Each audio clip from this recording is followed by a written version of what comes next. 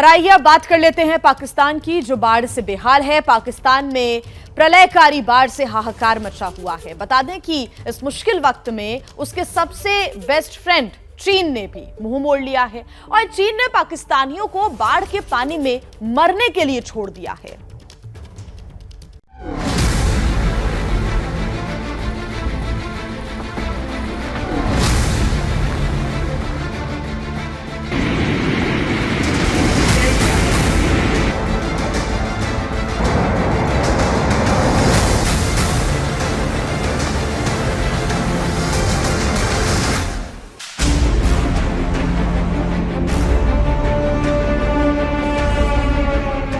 पाकिस्तान की बर्बादी की तस्वीरें आसमान से दिख रही हैं।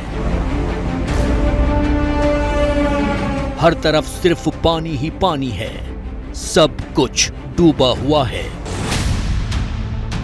घर, गली, गांव, मोहल्ला, शहर, मकान, दुकान, खेत खलिहान, सब कुछ।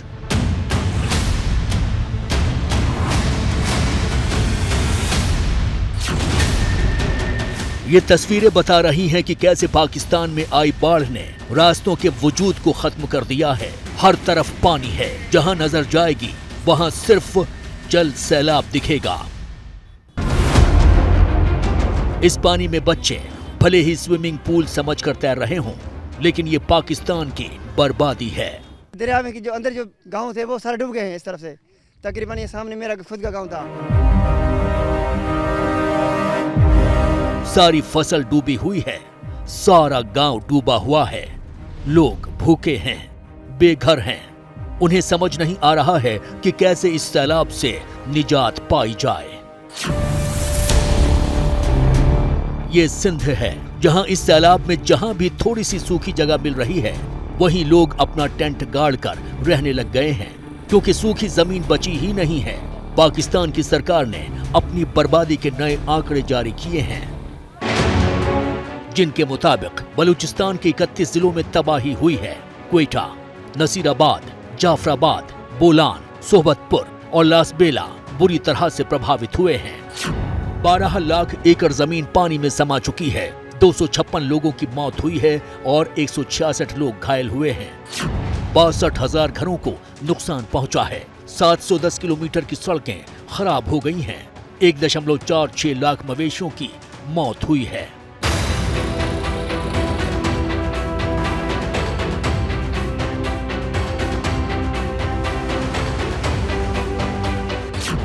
इसी तरह से सिंध के कुल 23 जिले प्रभावित हैं। शाहकोट, जैकबाबाद, लरकाना, खैरपुर, ठट्टा बुरी तरह से प्रभावित हैं। यहाँ 420 लोगों की मौत हुई है और 1101 लोग घायल हुए हैं।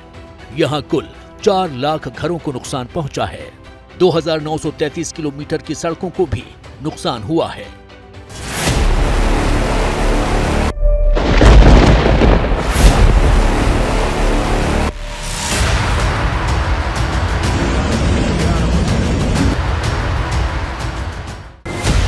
खैबर पख्तूनख्वा की बात करें तो यहाँ 9 जिले प्रभावित हैं, जिसमें कुमरात, सुआत, चरसद्दा सबसे ज्यादा प्रभावित हैं। 230 लोगों की मौत हुई है और 322 लोग घायल हुए हैं। 75,000 से ज्यादा घर बर्बाद हुए हैं। 188 किलोमीटर की सड़कें नष्ट हो गई हैं। 9,348 मवेशियों की मौत हुई है। 58,169 एकड़ की फसल बर्बाद हो गई है। सबसे कम पंजाब प्रभावित है। यहाँ 4 जिलों में बाढ़ का प्रभाव है। डेरा गाजी खान, राजनपुर और मियांवाली में बाढ़ आई है। यहाँ 54 लोगों की मौत हुई है। 46,000 घरों को नुकसान पहुंचा है। 62 लाख एकड़ में फैली फसल बर्बाद हुई है, जबकि 1023 मवेशियों का भी नुकसान हुआ है। पर सवाल ये है कि पाकिस्तान का इतना बुरा हाल क्यों हुआ? आखिर ऐसा क्या हुआ कि पाकिस्तान में इतनी खतरनाक बाढ़ आ गई?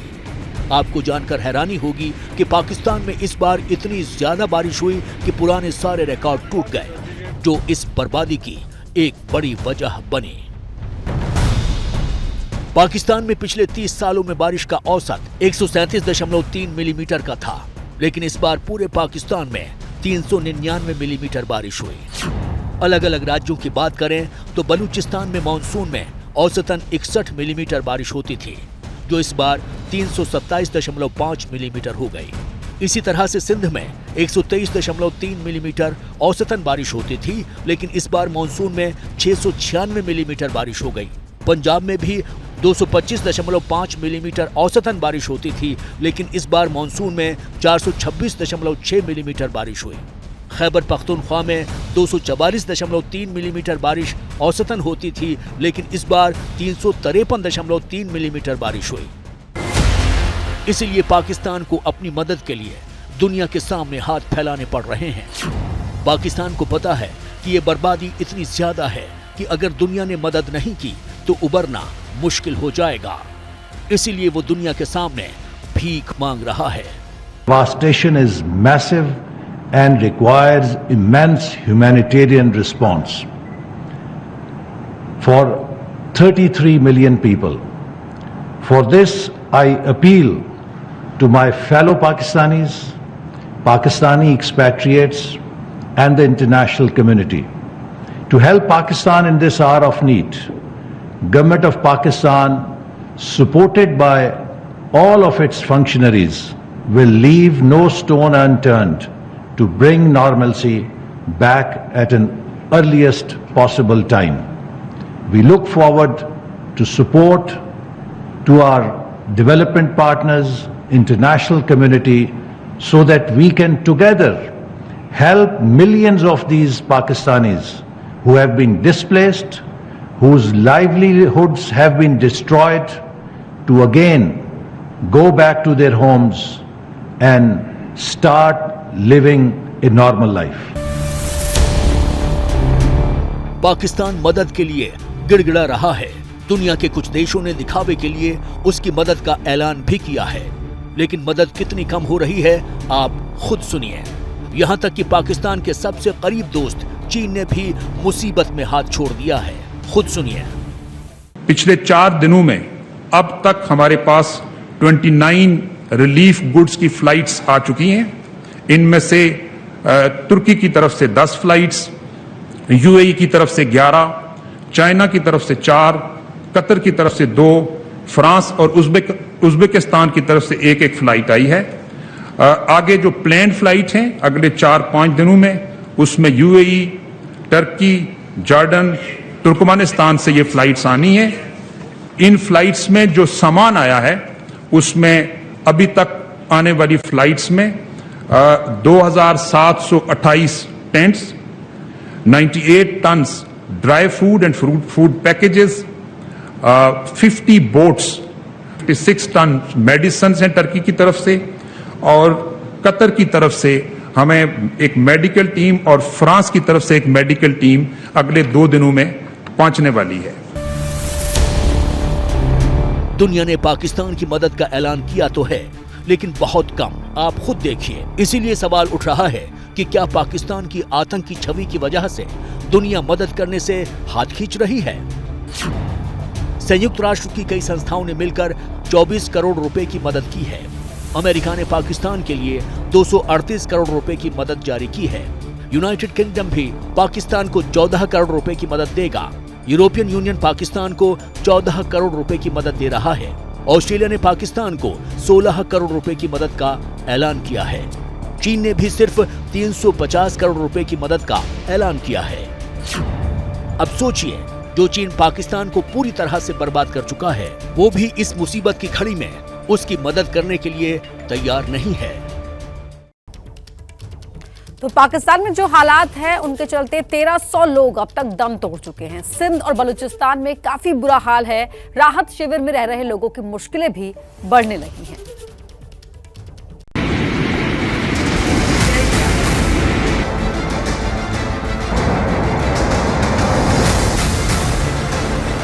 पाकिस्तान में भीषण बाढ़ के बाद करोड़ों लोग कैंपों और राहत शिविरों में रहने को मजबूर हैं।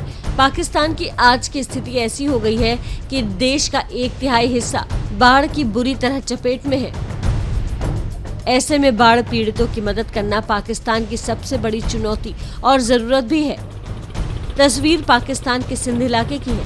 नाव के जरिए बाढ़ प्रभावित इलाकों में राहत सामग्री पहुंचाई जा रही है। सिंध का ये इलाका बाढ़ से बुरी तरह प्रभावित हुआ है। लोगों के सामने खाने पीने और रहने का संकट खड़ा हो गया है। ऐसे में सरकारी मदद ही इनके लिए जीने का एकमात्र सहारा है। बाढ़ प्रभावित इलाकों में प्रशासन की टीम लगातार राहत सामग्री जुटाने पहुंची है। प्रशासन लोगों को पैकेट बंद खाना पहुंचा रहा है।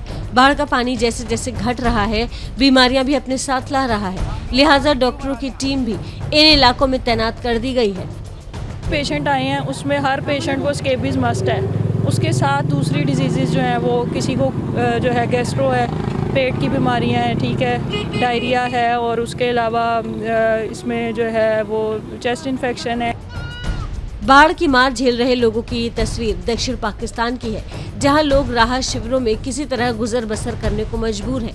कैंप पे गुजर बसर करने को मजबूर लोग कई बीमारियों से भी जूझ रहे हैं। उनके बीच अलग अलग तरह की बीमारियां फैल रही हैं। इन बीमारियों का सबसे ज्यादा शिकार बच्चे हो रहे हैं। छोटा बच्चा, कल भी छोटा बच्चा बीमार थे, मैं घर वहीं दवा करे वापस आई।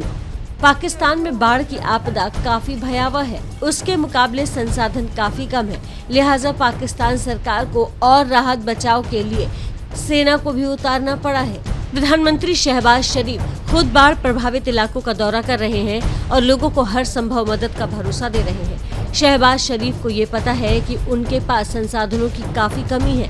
ऐसे में मदद के साथ साथ लोगों को हौसले की भी जरूरत है, लिहाजा वो आम जनता के साथ ही लोगों की मदद के लिए सेना के जवानों का भी हौसला बढ़ा रहे हैं। उनका शुक्रिया अदा करता हूँ कि उन्होंने मैंने इनकी तस्वीरें देखी हैं कि किस तरह ये दिन रात यहाँ पर काम कर रहे थे।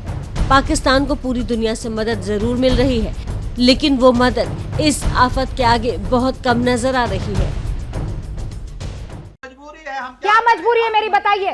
मैं अभी आपको बताती हूँ कि मैंने ओए होए होए होए नमकीन के चटकारे लेते हुए टकटकी मार के डिबेट शो को पॉज रिपीट कर कर के देख रहे हैं जोगिंदर जी। इनकी तरह आप भी देखें अपनी फेवरेट डिबेट्स को रिपीट कर और डाउनलोड कीजिए एबीपी लाइव ऐप अपने स्मार्ट टीवी पर।